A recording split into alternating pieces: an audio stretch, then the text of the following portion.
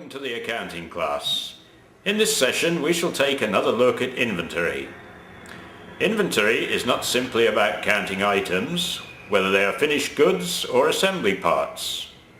What else is inventory about?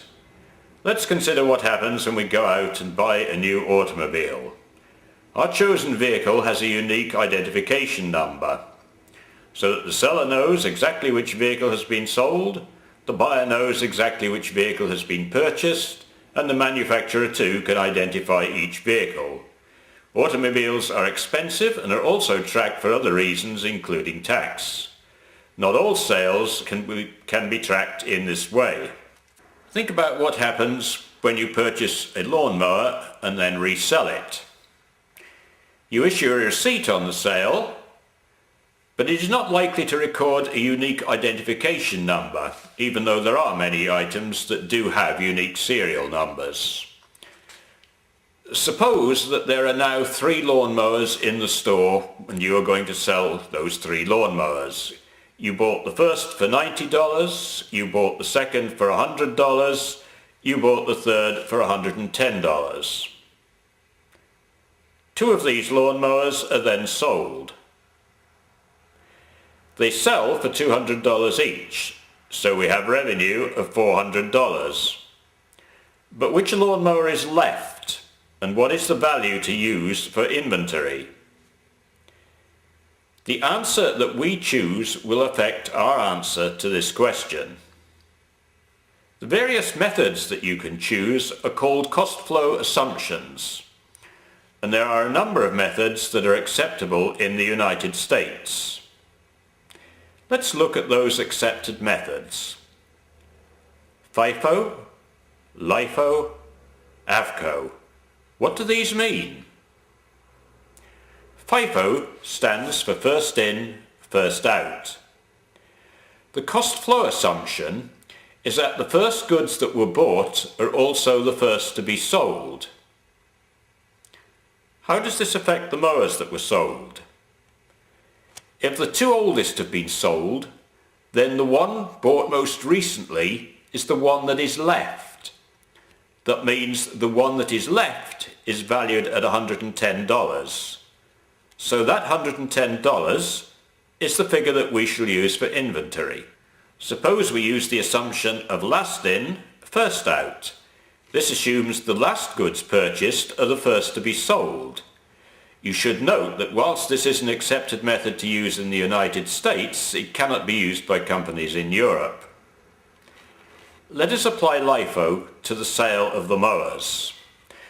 The mower that is left is considered to be the first one that was bought. That mower cost $90. That's the value that we shall use for inventory. The last method uses the average cost to determine the value of inventory. In this method, we calculate the average cost of the mowers. The mowers cost $90, $100 and $110. That means a total of $300 for 3 mowers, so the average cost is $100. So the one that is left must be valued at $100, and that is the value to be used for inventory. Now each of these assumptions can have different effects. The method that you choose will affect the income statement, the balance sheet, and the amount of tax that is paid. To show this, we're going to consider the lawnmower example a little further. We're going to assume that the operating expenses we need to apply are $10 and that the tax is a rate of 20%. And these assumptions are going to apply regardless of the method that we choose for inventory. First, look at using FIFO. Our ending inventory was $110. The 3 mowers cost $300. So the cost of goods sold will be $300 less $110. That is $190.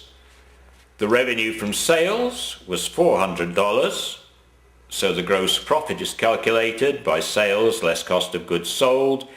$400 less $190 equals $210. Subtract another $10 for operating expenses and we have net income of $200, and tax at 20% will amount to $40. If you're unsure about those calculations, go back and look at the podcasts on the income statement. Now look at what happens if we used LIFO. Our ending inventory is lowered to $90. The cost of goods sold rises to $210. This lowers gross profit to $190 and net income to $180. So the tax to be paid will be 20% of $180. That is $36. Using the average cost gives us yet another set of results. The ending inventory is $100, cost of goods sold $200, gross profit $200, and net income $190. So the tax to be paid is going to be 20% of $190, that is $38.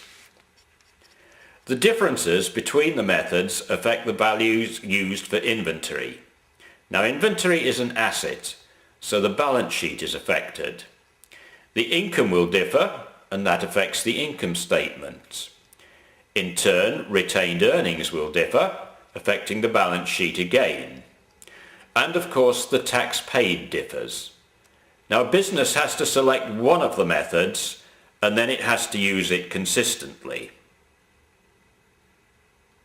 Look at the summary of the methods. Now, the LIFO method does suggest some advantages. In particular, showing a lower income means that there is less tax to be paid. However, it also lowers the value placed on assets. Remember, US accounting principles allow LIFO. The accounting principles in the United Kingdom and international accounting standards do not accept LIFO for financial reporting. Companies using LIFO are now required to show a further figure. This is the amount that the inventory would increase by if it had used FIFO as the method. There are situations when these methods will still need some further adjustment. What happens if the goods that remain in inventory are actually worth less than you originally paid for them? What value should you then use? The accepted principle here in accounting is to use the lower value of original cost or current market value. Finally, if you are an investor, there is an easy calculation you can do which can provide you with a little more information. The inventory turnover ratio gives a measure of how quickly goods are being sold.